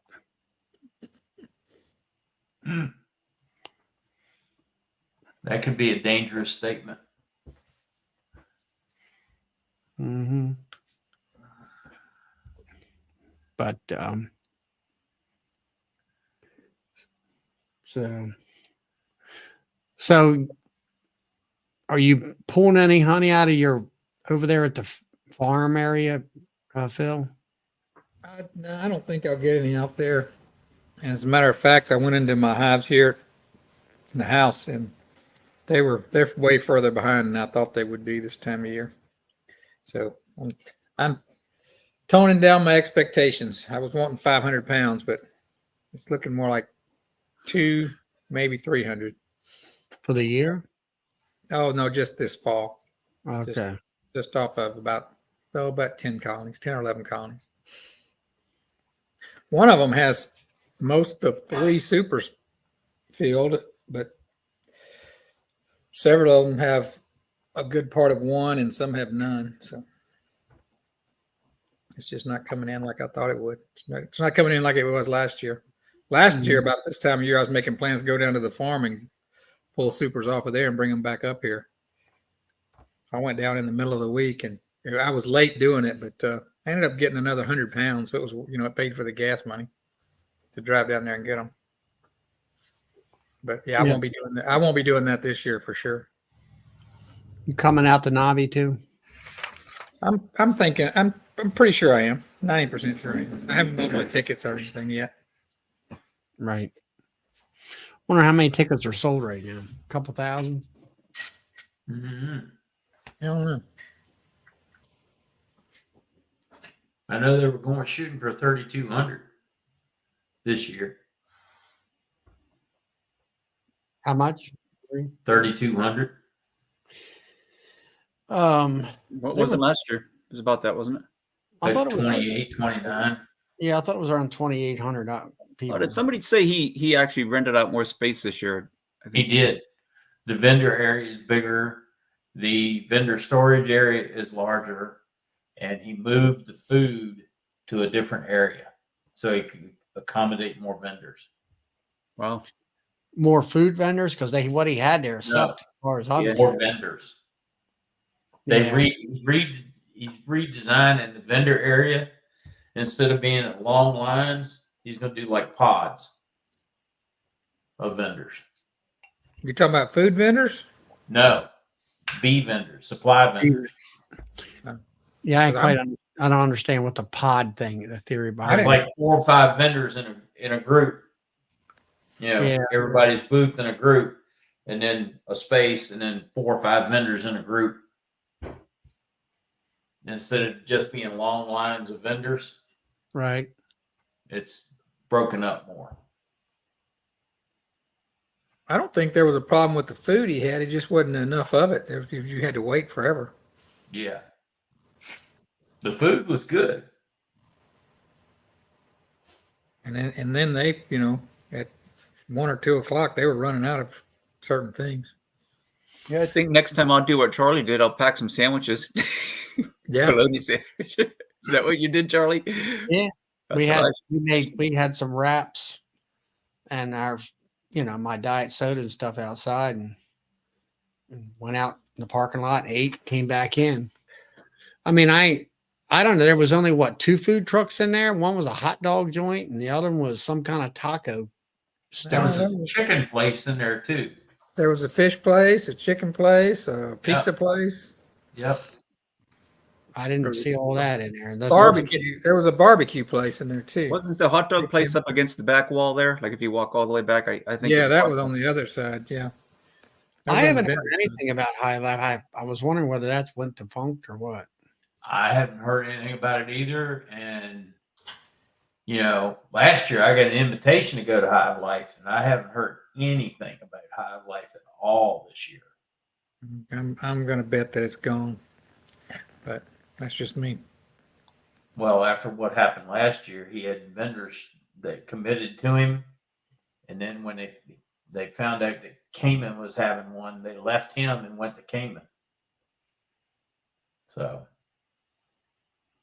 Did they commit to him or did they commit to the old Hive Life? well, they were first committed to the old Hive Life, and then when they found out Cayman was doing Right. a conference, they said they registered with Cayman and canceled their registration there and went to Cayman Right. because Acorn did the same thing. Oh, yeah. I mean, the thing I was questioning was they committed to, Well, a Yeah. successful conference with a lot of attendees. Yeah, they did. yeah, it just I like going down there where High Life was down. I like to, personally, I'd like to see another show. It didn't have to be as big as Nobby, but something that's at the same level quality wise would be nice. But in that area, maybe that time of the year. Maybe I'll just go in February 2025, go down to Virginia. That the only problem of it is, and I think we've talked about this, is that with Nobby having all the different speakers come in, it's like last Wednesday there was a club here in Maryland. They had Paul from up in Canada there, Single Brew Chamber Management, Zoom in for that club.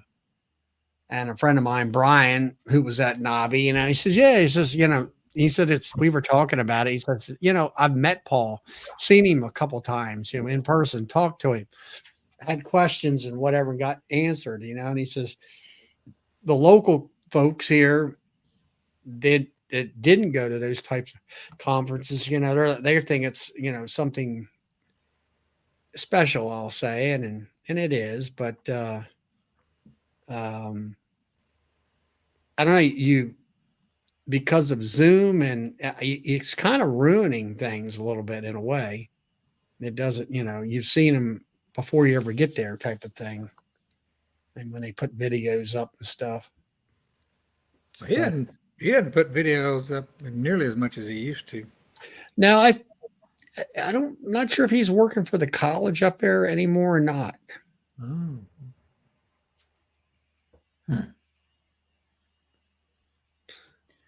Yeah, there we go.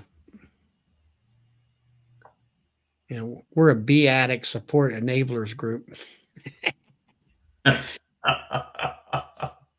Yeah, we're a bunch of bee addicts. That's for sure. Yeah, you're right.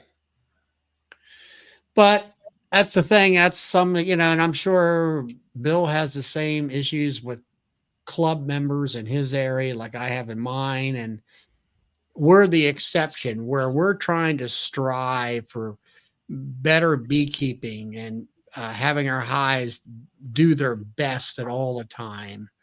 And we keep them up and running, healthy and productive and get them through the winter without any hiccups and stuff as best as possible. Yep. And where these other folks don't come into these chats, or they don't go to Nabi, or they, go to these live conferences, whether it be the Virginia conference, the Carolina conference, or whatever, and they don't educate themselves to be, they don't seem to have that drive to do that Right. kind of stuff. And then they sit there and, well, why did this happen? Or why did it happen? Or, the wax moths came in and killed my hives. And I'm like, no, Yeah. they didn't, because if you were educated, you would not make that statement, Right. And if you all. follow the science of beekeeping as well as the practicality of beekeeping, you understand what's going on. Beekeepers need to be educated. They don't need have a college degree, but you need to have an understanding of what's going on. Well, new beekeepers don't realize like what they're up against. Really, they think it's just bees in a box. And think about it, like when you started beekeeping, that's probably like, well, I don't know about you, Bill, but like myself, like when I got into it, like that's what it was. It was just bees in a box, and we got bees because we wanted to make honey to make mead. That's why we got into it. Quickly found out that that's not the way it works, and that I knew nothing about bees. Oh, when I started, they were bees in a box, but they had a purpose. Yeah. And the purpose was pollination on the farm. And that was their job. And we had to make sure that they were healthy enough to do that. So we didn't know anything about science when I started. So, but I just want to bring every day. Matt there. He wants to come. Yeah, Matt. I mean, make it 2025, put in for some vacation time or something, or I know you got a family and all. It's hard, but Yeah. It'll blow your mind away. I mean, what Cayman is, I've been to Cayman's stuff since the second year, not the first year, but the second year that he had it when he moved it to the convention centers. And it's just grown. It seemed like to me, it's doubled in size. Pretty much every year it has doubled in size. Now, I don't think it's going to be quite doing that right now, as far as going from, let's say, 2,800 to 4,000 or 5,000 at one time. Really, I don't want them to get quite that big and all that, but and all that stuff. And then you got Tom and Melissa here. Yeah, they're really into their club. I know they both work at different, getting in speakers and classes and doing some teaching and things like that. And we're big cheerleaders when we get into our clubs and stuff like that. And but when it comes to, you can motivate and all that, but it's really up to that individual how much they want and how much they are striving to better themselves through education and all. Well, they're either going to keep going, or they're going to get out of it right away. Those bees die, and they don't want to.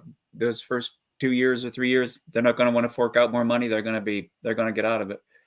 I mean, I've had mentees that have never been in a hive, and the first time you get them in the hive, and they crack that lid, and then they open that inner cover, and those bees come up in their face and their veil.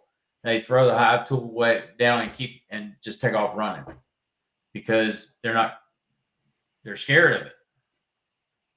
And then I've had mentees that you open the hive and you say, I'm going to do this, you help me. And the bees are calm when you open the hive, and then they're calm when they open the hive and you're with them, and they go to that third hive and you're standing back watching them. Then those bees roll up out of there. They're like, throw the hive down and run. And they've already worked 2 hives, but they're scared of the bees. It takes a certain kind of person to play with a stinging insect. I don't know if we're a little short. I know. Heart attack or what, but Yeah. you know, I never did that, but I will have to say that I've gotten, what's that? A sting? it's a That was a sting. good one there. It got caught under the Band bee your got watch. caught under my watch band, and then it was still there. And when I said, "Man, something's hurting," and it was worse than that. But the stinger was just mashed into my arm, and so Yeah. my watch band pushed all that venom into my arm. That thing swelled Yeah. up like crazy. Being a beekeeper, I liken it to being a volunteer firefighter. You're running into the building when all the rats and roaches are coming out, and you're going in. There's something wrong with that person doing that. So I've done that too for years. I did that too for 42 years. I got like 32 in there. But yeah, it's I don't know. I know when I got up to some of my highs, I opened them up, and it was just, it was like I'm used to seeing frames and then some bees. And this time you open them up, all you seen was a solid covering of bees, and you couldn't see any of the wooden ware frames or anything. Mhm. And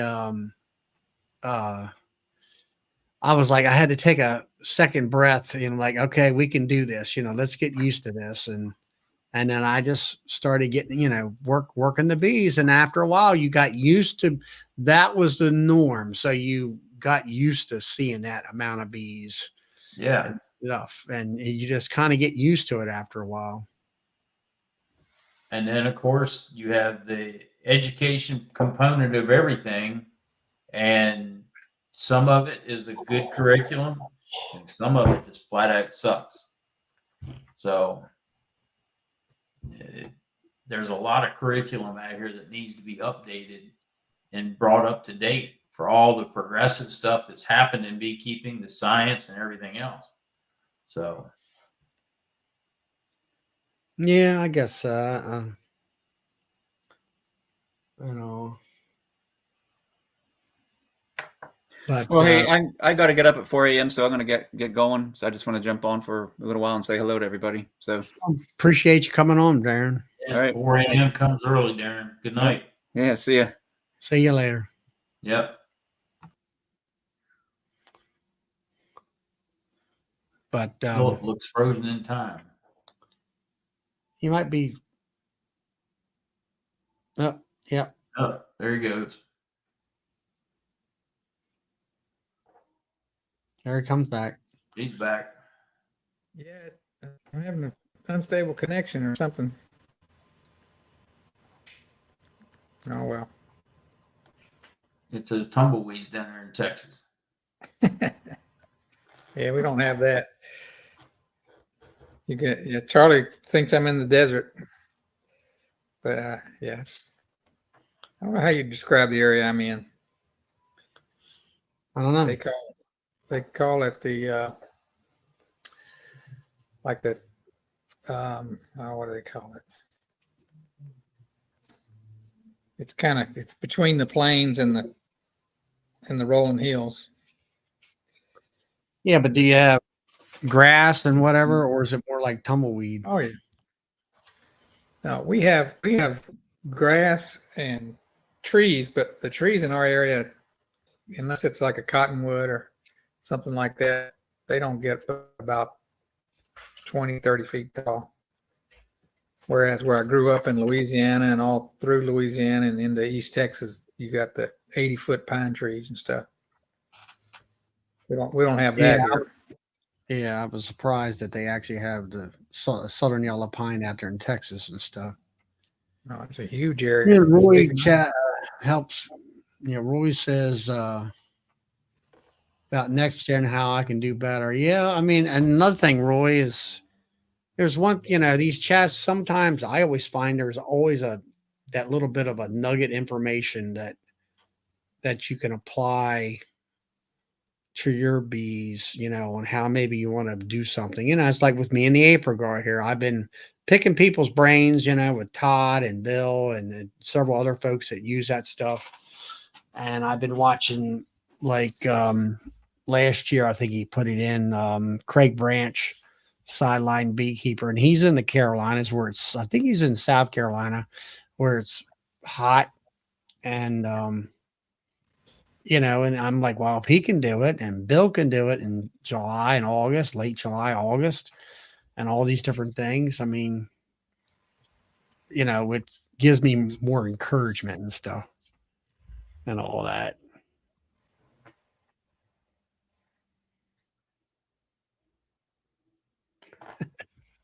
Yeah, I'm seeing a lot of about people learning a lot. Yeah, because you get experienced beekeepers on here that are willing to give advice, willing to talk about what they do and how they handle problems. And you get a lot of different perspectives, and it gives you the ability to think about what you want to do and talk about what you want to do and talk it out. Well, we had what was it? The one with the queen cells. Mm-hmm. Here he asking about queen cells and stuff. Andrew, I think it was, and that kind of thing. And then Nancy, you guys, I didn't think about, the absconding because of mites and all that stuff. And so you get a lot of different opinions and views on it and different ideas about it, which, it opens your mind up to a lot, broader education and everything. Yeah, I mean, this time of year, those are things you need to look at when bees want to swarm or they're creating queen cells, especially in temperate climate like we're in, Charlie, and not so much out in Texas, but here in this area, in the Valley and Maryland, they start creating those queen cells. There's probably a high mite load, and they want out. Yeah. Well, that's good, Andrew. And then, well, it's like I listened to, like this year, I had a queen issue, and I kind of surmised that it was a queen issue and not a mite issue and not a feed issue where I had lost part of my production hives, and then also um, my queens were not, the ones who were alive were not performing at all very well. And I'm reading Matt here. What's it say? See, the amount of info I picked up on these chats led me down a pretty awesome path this year and helped me gain a ton of confidence on how I manage our colonies. I owe it all to all. Well, I don't know about that, Matt. I do Hey, the best I can. And I show you how I do things on the videos and stuff like that. And hey, Joseph. Hey, Joseph. And I try to explain things. I have some people, friends of mine, say that I explain well. And it's like, I don't know. It's like you'll watch me with like my hive lifter machine. There was a lot of folks who were going to do a quality assurance about how the hive lifter machine was going to do that. And Cayman was one of them. He never did a video on it. And so there was a few things. I know one of them was Joey. He mentioned some things about his capabilities of his style. He's got the B1. And then and all that. And I got the B3 model. And so when I did finally decide to get it, I did make videos and talk about how you use it, the techniques in using it and how it connects to the boxes and how it's better to do it one way than the other way. Like the first time I did a video, I had the machine connected to the box, and then I was trying to pry it apart. Well, I found out don't connect, pry the box apart first, then hook your lifter up to it. It works easier and better and faster and things like that. And that, I know some people have called me and they have went ahead and bought one because of the videos and what I described and stuff and all that. but and and that's what I'm always looking for in videos is if I see some technique or whatever, I'm watching not so much what they're talking about. I'm looking, well, why is he doing it this way? Or I've never thought about, pulling boxes a certain way or whatever.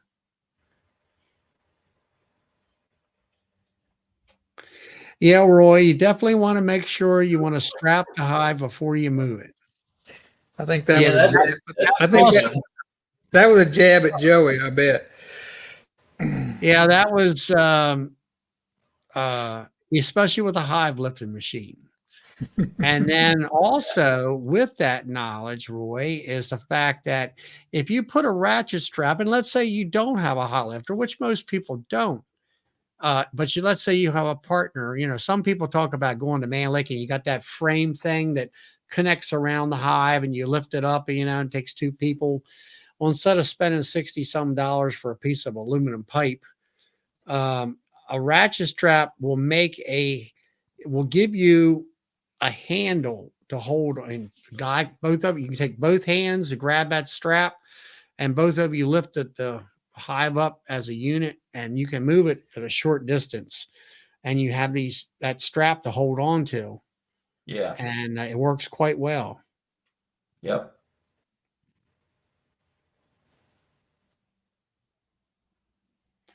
And all that kind of, and then like Matt there is talking about, he has confidence in his hives, and Matt's relatively new beekeeper. He's been at it for about a year or so, and he's had a lot of questions. And our community of beekeepers on these chats, my chat, and when Bob was on Tuesday nights and stuff like that, we all try to help him out and tell him what needs to be done, or or how to do it a better way, that kind of a thing, and that stuff. So, but yeah.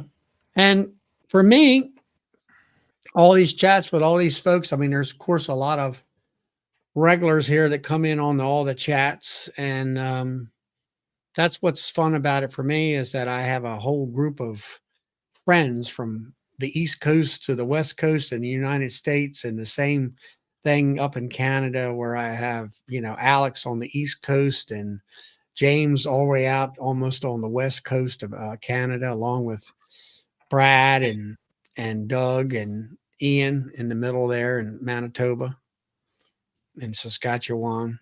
Yeah. And that was, you're talking about my Friday night chat.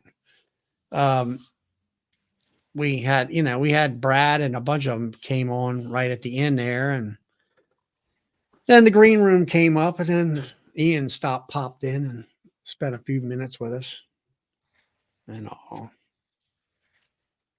And all that. So Yeah, I'm just thankful for you bringing your friends in, Charlie, and yeah, everybody. I was going to try to what do you call it, simulcast today, but I don't see any links to do that tonight for some reason. I don't know why, but it used to be a link up in the upper right hand corner, but but I don't know if they let you do it anymore, do they? I don't know. Have you got the free version? You don't have the free version. I'm pretty sure No, of I that. don't have the free version. That's for sure. Yeah, I know. Sometimes I wonder whether I should just go back to the free version. But on the other hand, here lately, seasons are changing. People don't have to work as late. Yeah. They have stuff they can come in and chat more now instead of. Yeah. And it was like myself this afternoon. I was out there until about 6:30 or something like that, and pulling about 4 feeders off and dumping them and stuff like that, and letting the bees and reworking the hives and stuff. I had some long ratchet straps, and I put my little short ones on since everything's kind of condensed. and all that. Keeps the straps out of the way. Yeah. Yeah, we put ratchet straps on our hives too, in case we have to pick one up and move it real quick for something. But Well, I used to put blocks on mine and all that kind of stuff, and we'd have a bad storm here, and it would, for some, I don't know how it would do it. It would pick the darn telecover right off yeah. and all that stuff. And then of course, I'm switching everything over to a Nell, and all that locks together. All I do is flip the introducer over and pick it up and move it.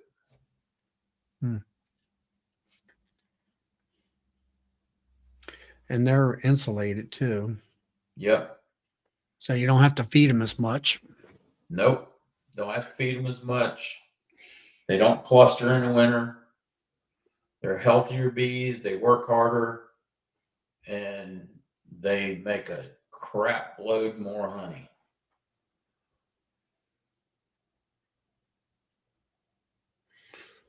Yep.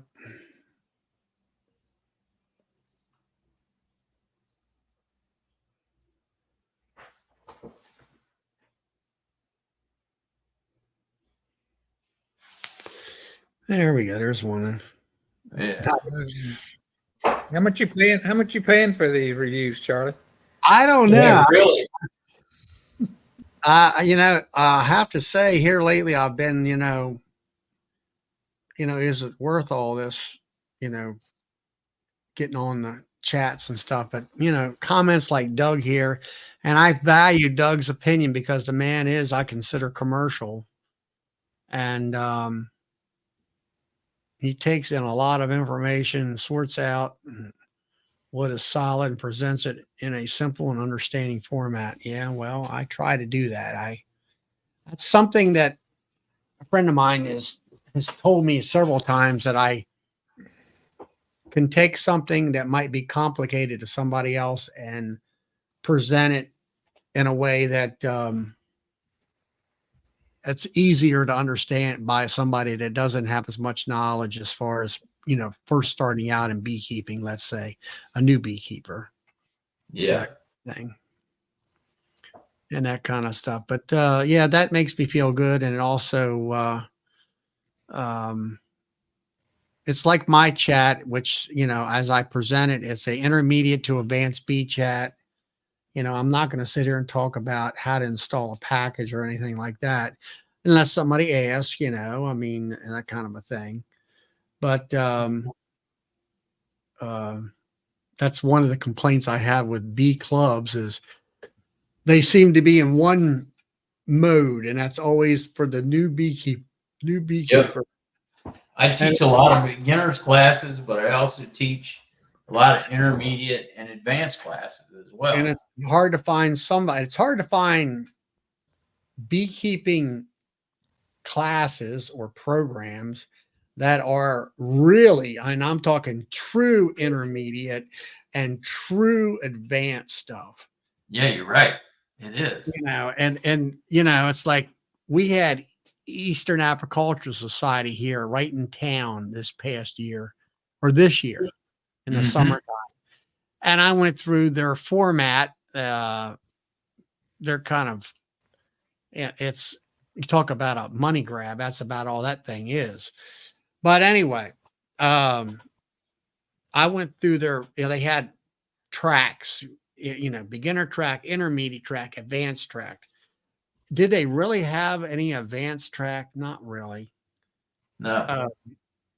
For me, maybe it's me. Maybe it's the fact that I already, I won't say I know everything, but I've done a lot of things, as far as like queen rearing and stuff like that. Now, I like to take, and this is like you were talking about having an advanced, how to set up a cell builder and stuff like that. Well, there's multiple ways of setting a cell builder up.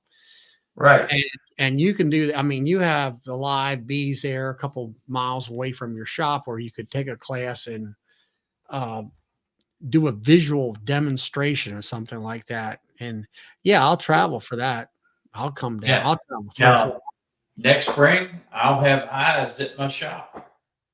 I got that approval today to do it because I rent the building. So I had to get permission to do it. The guy looked at me and said, "You do what you want." He Right. said, we're glad to have him here.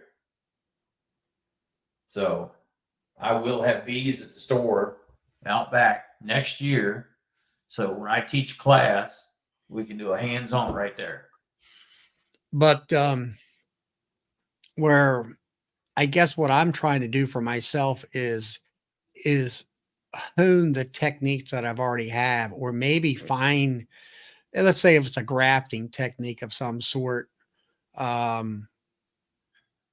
can graft, but maybe there's a little bit slicker way of doing it, a little more Well, see, that's efficient. one of the series is I'm going to have next year.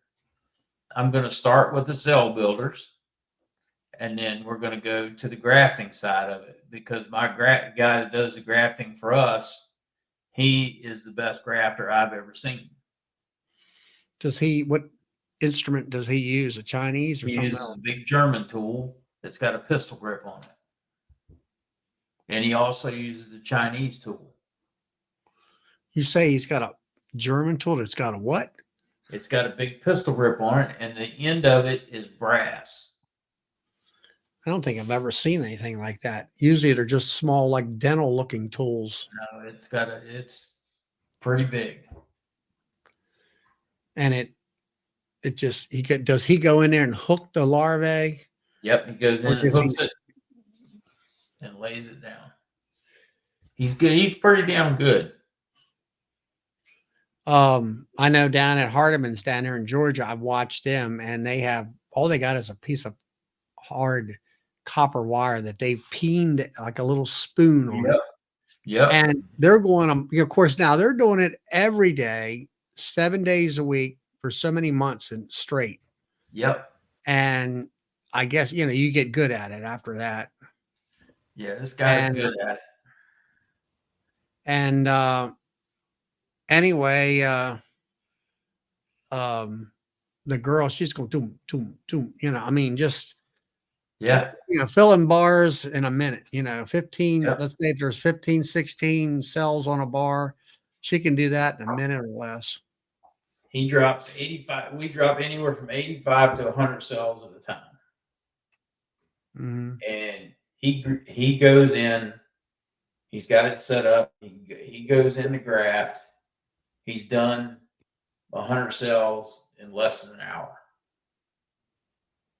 Mm-hmm. And he takes them right out, puts them right in the cell builder. Right. Then he'll come back and do 100 more and drop them in a cell builder. Yeah, well, they'll have two people grafting down at Hardeman's, Mickey himself, and along with it, usually this one girl. And the cell starters are right outside the building. And they're grafting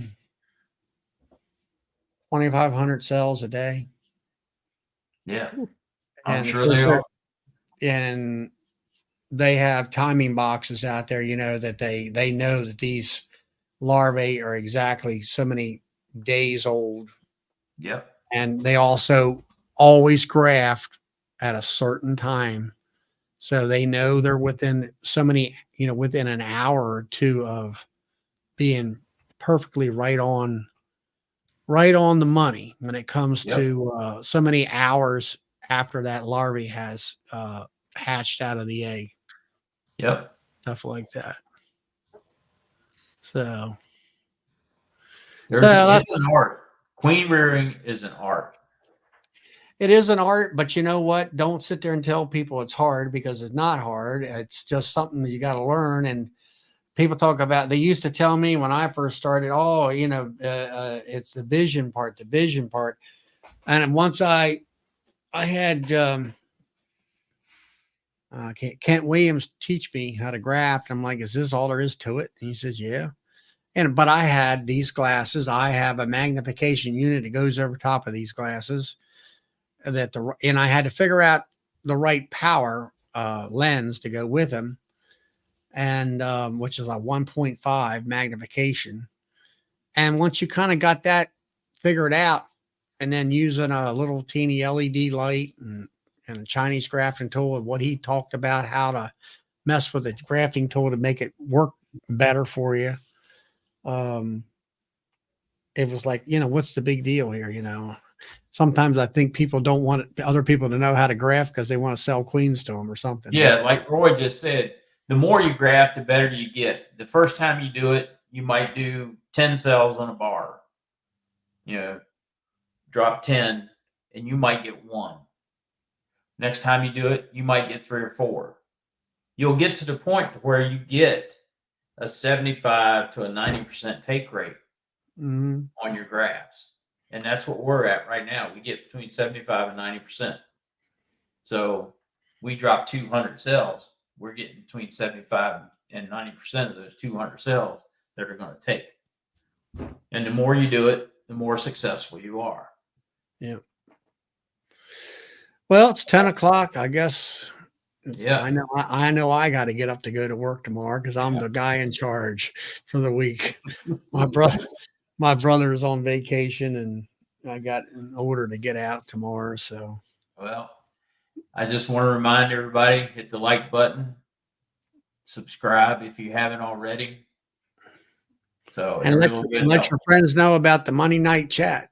Yeah, let everybody know we're here. And I guess, what is it? Subscribe to your YouTube channel, Bees All Day. Yep, bees all day.